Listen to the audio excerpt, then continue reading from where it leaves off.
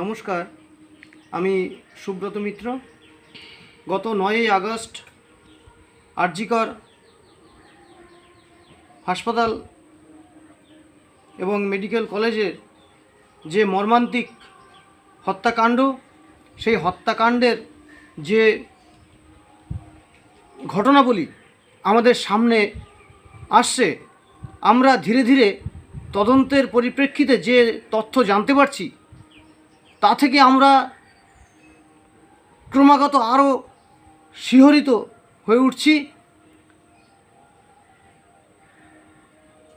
এর বর্ণনা ভাষায় ব্যক্ত করা যায় না, অনেক কিছু জড়িয়ে আছে, অনেক কিছু।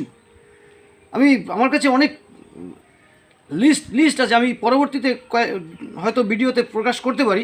আজ আমি যে জন্য এসেছি, আমি সকাল থেকে রাত পর্যন্ত বিভিন্ন কর্মব্যস্ত থাকার